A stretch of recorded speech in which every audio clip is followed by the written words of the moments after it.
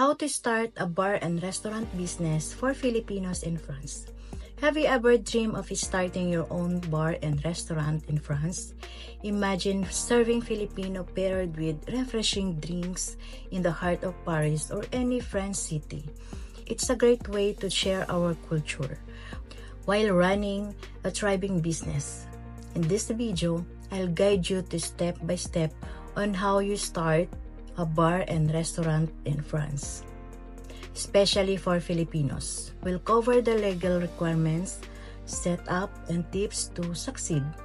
Again, I'm Yang Santiago, a business owner at isa ding OFW here in Paris, France.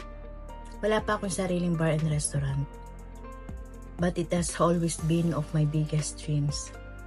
Gustong-gusto kong magkaroon ng lugar kung saan pwedeng mag-enjoy ang mga tao ng Filipino food and drinks. Pero hindi ko siya magawa sa ngayon dahil meron akong ibang focus sa buhay. At may mga priorities akong kailangang unahin. So instead of putting this dream on hold, naisip ko bakit hindi ko i-share ang lahat ng natutunan ko at maibigay ang information sa mga kapwa nating Filipinos na gustong simulan ang negosyo na ito. Baka ikaw na ang nakapagtayo ng Filipino bar and restaurant dito sa France. I want to see more Filipino-owned business in France, especially those that bring our culture to life. Step 1. Research your target market. You have to understand your audience. Ang bar and restaurant ng Filipino team ay magandang business idea dahil marami sa France ang open sa international cuisines. Mga locals, tourists, at syempre fellow Filipinos ang magiging customers mo. You have to analyze the demand. Look for the areas na maraming Pinoy communities like Paris or Lyon. Pero consider dito ang French customer na mahilig sa unique experience. You have to visit your competitors. Explore other Filipinos or international restaurants sa lugar mo. Tingnan kung anong ino-offer nila at kung paano ka maging competitive sa kanila in terms of food, ambience, or services. Step 2. Legal and administrative requirements. Kailangan mong i-register ang business mo sa Centre de Formalité des Entreprises or CFE. Ang business structure mo pwedeng SARL, Limited Liability Company, or Auto-Entrepreneur kung maliit lang muna ang sisimulan mo. You have to get the permits. Food license if it's restaurant para makapag-serve ng pagkain. Alcohol license kung magsiserve ka ng alak. Kailangan meron kang health and safety certification para siguraduhin sumusunod ka sa food safety standard ng France. Makipagtulungan sa local authorities or consult a business lawyer para siguraduhin kumpleto ang mga permits mo. Step 3. Choose the perfect location and setup. Pumili ng location mataas ang foot traffic tulad ng malapit sa universities, tourist spot o residential areas na maraming Filipinos. I-design ang bar and restaurant mo na may Filipino elements like bahay kubo inspired decor, woven furniture, or traditional Filipino art. Ito ang magbibigay ng authentic vibes sa customers mo. Invest in quality equipments.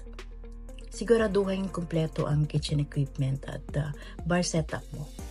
Include refrigerators, stoves, oven, drink dispensers para efficient ang operations mo. Step 4. You have to create your menu and focus on Filipino cuisine. Ipakilala ang mga iconic Filipino dishes tulad ng beef tapa, sinigang, lechon, lumpia, at syempre dessert natin tulad ng halo-halo, leche plan, or turon.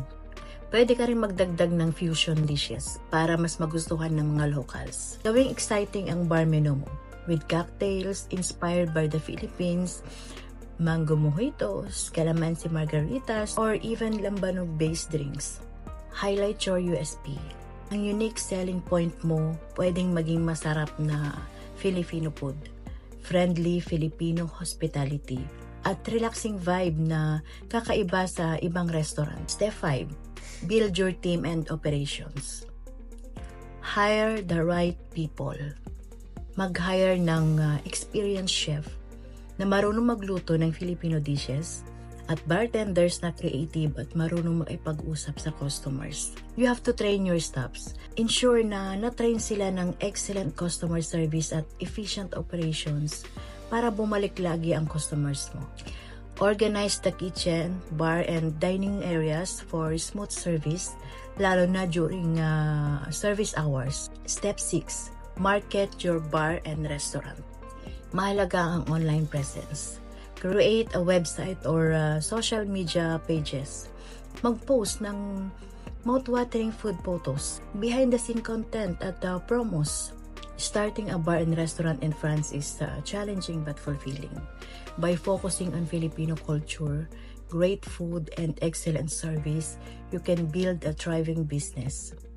Naniniwala ako na ang Filipino entrepreneurs ay may kakayahang magdala ng ating kultura sa international stage. With determination and passion, you can create a space where people enjoy not just food, but the heart of Filipino hospitality. Kung may mga tanong ka at gusto mong simulan ang ganitong negosyo, comment below. Don't forget to like, share, and subscribe for more business tips. Salamat sa panonood and good luck sa iyong bar and restaurant journey.